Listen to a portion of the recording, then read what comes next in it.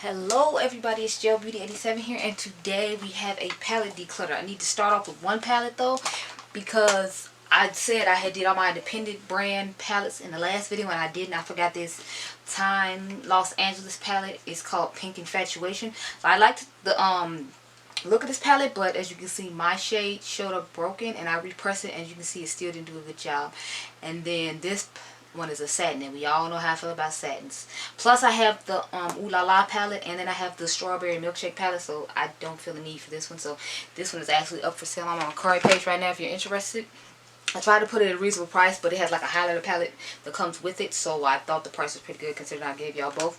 Okay, so now let's get into my individual high-end palettes, and then we'll go to like the sets of each brand that I have palettes from. So I have the Patrick Star Summer Heat Stroke Eye Quad from his summer collection. This was my least favorite one out of all of them. I kept like the Christmas one. I kept both the spring ones because the spring one is my all-time favorite of him. He did that with both those palettes. Whenever I go on vacation, I always take those two little quads with me, and then take like a neutral palette, or I'll take it's my Ray Ray Space palette, so that way I have all my stuff that I need pretty much, because her palette has like purples and stuff like that, and then the palette he made has pink, purple, and what is it, blue. So y'all know I can get down just fine with that for a week. But this one is just boring for me. Like, this is a satin and this is satin, and we all know how I feel about satins by now. If you don't, hi, my name is Grace and I hate satins. So this palette is just a no-go for me. I kept it, used it a couple of times just to try it out and give it the benefit of the doubt, but I'm like, plus it reminds me of the Beached palette by Urban Decay, and I actually like that one, so I have that and I don't need that too. Okay, so next we have the Huda Mauve Obsessions. And the reason I'm getting rid of this is because I have the, what is it, the Just Peachy palette by Too Faced, so I don't really need this. And then I have some other burgundy palettes. Not to mention I have a couple of big size Huda palettes, so I'm like, I don't really need this. So I was like, I'll just go ahead and get rid of this one. I kept the smoky one though, because that's the one that has a really bomb silver, and it has a lot of like shimmery shades for when I'm in a rush and need to get ready quick, and I can grab a quick palette and go. I have a video about my favorite go-to boring palettes or whatever. I guess I'll leave in cards at the end of the video. If I have videos on any of these palettes that I'm decluttering, I'll let you see them and link them down below or whatever. Next I have the Pretty Vulgar Nightingale palette. Now I actually really like this palette. The only thing is, as we know, I have a lot of cool tones, and I didn't find myself reaching for this one even though I do like it. So I was like, instead of keeping it, we'll just get rid of it. When I do cooler tone looks, I usually reach for all my like Milk Cosmetic products, like the Gun Metals stack and stuff like that. So it's like I don't reach for this, so I don't need to be hoarding it when I can sell it to somebody or give it to one of my cousins or whatever. So it can go. Next I have the Alamar Cosmetics Volume 1 eyeshadow palette, because I'm not going to try to pronounce that, y'all. And you could think I would keep this because it has like the blues in it, and then it has like this brownish shade, but I felt like the mattes in here were really difficult to work with. And then since we know I love blue eyeshadow, I already have a million blue eyeshadows, so it's like there's nothing exceptional about this palette to where I have to have it. And the new one I was going to get, but I was like, remember, you don't like the matte formula, because they're reasonably priced too, but it's just like, if I don't like the matte formula and I have plenty of other palettes I'll actually reach for, it's no point of holding on to this one. And we just bought a whole bunch of stuff at the Sephora summer sale or whatever. Like that new Too Faced Palm Springs palette. I'm going to buy that. I'm trying to debate if you buy the Norvina one or not. So let me know. Do you want to see a palette with the Norvina Volume 1? Let me know. I'll leave it somewhere up there. I don't know when. It might not be at the time I'm supposed to. Because I usually go by, you know, 1, 2, 3, 4, or 2, 4, 6, 8, or however long, depending on how long the video is. But next I have these two Jouer palettes. I have the Ultra Foil palette. I bought this because the Fancy Face said it was wonderful. It's okay. I'm not wow about. I prefer the Skinny Dip palette, so that's the one I kept. And then I have the Rose Gold palette. And again, like, this looks really similar to the Too Faced palette I have. So I was like, I don't really need both of them. And since I only use this one once, although the formula is really nice, I want her to get better color stories that'll actually make me want to hold on to the palette, not just try it out once, be like, oh, your formula is amazing, but I have like 20 of the exact same palette, and get rid of it. So getting rid of that. And this one I will show you the inside of. As you can see, it's really foily and nice. It's just like, it's a whole bunch of colors I already have. Like, I feel like these 4 colors right here comprise the Skinny Dip palette anyway, so it's like I already got 4 of the colors in here.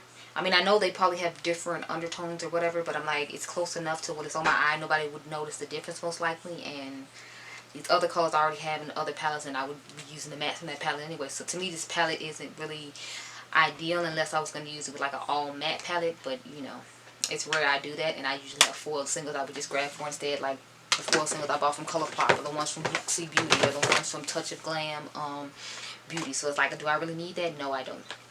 Next I have the two Becca eyeshadow palettes. The Prees, and I forgot the name of this one. Oh, the Ocean Jewels. So I never was really a big fan of this one, all because, as we can see, it's nothing but like boring highlighter shades. I think I ended up getting this for like an amazing deal, and that's the only reason I bought it. I tried to like it, but as we know, I didn't. I think I've used this maybe twice. It's just not something that I reached for and excited about. This one, I think I used about the same a couple of times, even though it has really cool dual chromey shades in it. Like, that's really nice, that's really nice, that's really nice. But like the rest of them, like, I can't use this. And these two shades are like really boring brown. So it's like if they had gave me a little bit more, then maybe I'd be a little more excited and try to hold on to it. Plus the shape of these to me is just really weird. Like, I don't know, I'm not feeling the whole circle vibe thing. But if I had to choose between which one to tell you to get, I would tell you to get this one. But I'm just getting rid of both of them because it's not enough to get me to hold on to them. Next, we're going to give her some Kylie and some Kim. So we'll start with Kim since I don't have one from her. I only own one Kim Kardashian palette. And of course, it's the one with Mario. This is actually the backup one I had bought because I was going to put it in a giveaway. But it ended up making this weird like color around the that one shade. I don't know why I did that because the one I bought didn't. The one I used didn't do that. But like this one, as you can see, has a weird discoloration around it. So that's why I'm getting rid of this. I'm giving this to my cousin because she really wanted it. So I figured she won't care, especially since she didn't have to pay for it. And I'm not going to get a thank you anyway. So next I have the Kylie Peach palette. I bought this one because I liked the color story in it. Like, I like her color stories in some of her palettes. But it's like I usually end up like not using them because it's just subpar quality. It's not like anything exceptional. Like, I was really feeling this color and this color, and of course we know I loved the blue, but it's like otherwise this palette isn't really screaming anything to me. It's like I'm not going to keep a whole palette for like these three colors. I think I bought it during a buy one get one like 50% off sale, a buy one get one free thing. So I ended up buying this and getting some lip kits, and then I sold the lip kits to pay for me buying the palette, and it was cool. Again, the blue honey, of course, we all know why I bought the blue honey. Look at these colors, like that color and that color is mainly what made me buy it, because as you can see, the other colors are pretty plain. I like this color okay, and that color is pretty nice, but otherwise it's just a bunch of boring shades, and it's like, again, since the quality isn't that great, you know, I will easily give it a, you thought I would have learned, but no. But I wanted to compare this to a particular palette and see if they were similar like I thought they were. It turns out they were not, but I would have known if I hadn't got it up close. And the colors in this are okay. Like, I like this dually chromey color here. I like this one. This palette is okay as far as color story. It's just, since it doesn't look like the Good Sport like I thought it did, and I like the Good Sport more, I was like, I'll just go ahead and get rid of this as well. So that one has to go. Now we're down to the last few palettes. So I actually like Lime Crime. I have bought like a few Lime Crime palettes. So we're going to start with these little bitty ones. Like, I have bought these to only find out that they were like a sheer pressed pigment, so it's like a washer color, and I'm like, why the hell would you want these colors in a washer color? Like, who the hell came up with the idea? You should be fired immediately, because I don't want this in a washer color. I want pigmented, packed full color. So these just don't serve a purpose in my collection, because it's like, I want a deep blue, not a wash of blue.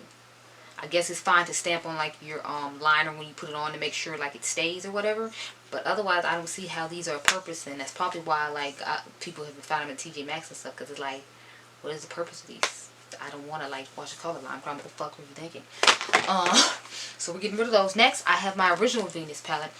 And the reason I'm getting rid of this is just because it looks just like that Huda Mauve palette I have. It looks just like the Just Peachy palette I have. And I don't ever reach for it because I find these palettes to be quite big and bulky.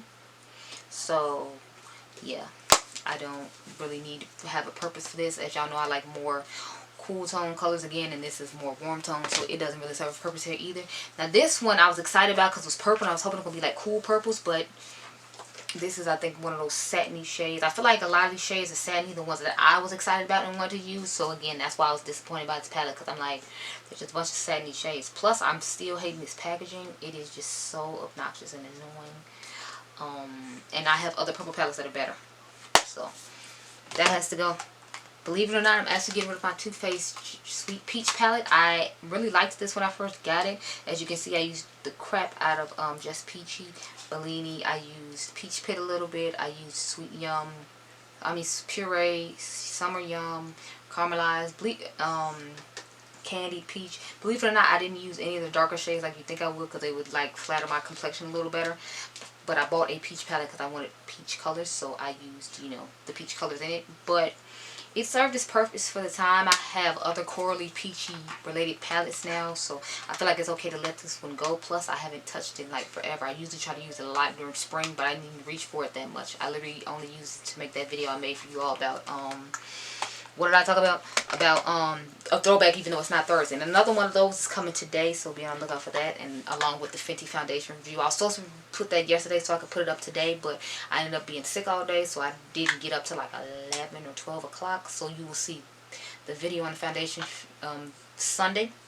But this is the Naked Heat palette. I come to realize I don't like any of the Naked palettes besides the smoky one, so that's why I didn't buy the cherry one, although it looked nice. I don't even know why I bought this one. Wait, yeah, I heard Jackie Ina talking about it and talking about how nice it was, and that was when I was still trying to figure out if I was a warm tone girl or a cool tone girl. So I was like, I'll try this Urban Decay palette since, you know, Jackie thinks it's so nice. But I don't like the Urban Decay Naked formula, so this was just a waste to me, and I should have returned it ahead of time. But that was when I was hoarding palettes. Not that I'm not still hoarding now, but I was hoarding stuff even though I didn't necessarily like it, instead of going off and selling it while it's still hot and fresh or whatever, just returning it. So that's how I got stuck with that. And the last one I have is from Urban Decay. It is the Heavy Metals palette. Now, there's nothing wrong with this palette other than the packaging is horrible. So I'm not even going to open it. I'm going to just show you the back so you can see the colors. But, like, the packaging is horrible. Like, when you hold it a certain way, sometimes the palette starts sliding down. You didn't even, like, press it like you were supposed to. So there's something wrong with the lock mechanism in here, too, I guess, because it doesn't ever...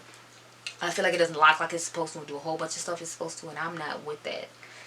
But the jewel colors in here are wonderful, so if you don't mind this obnoxious packaging and you have somewhere to store it, then be my guest. But I mean, I don't like having to try to store this and then it slide down on its own and all that, because you can get nicks and products and all that, and I didn't spend how much I spent on this palette just to have it, you know, have nicks and stuff being it, so I'm not feeling it. But anyway, those are all the palettes I'm decluttering. I can do a foundation one next if you like foundations and concealers, because I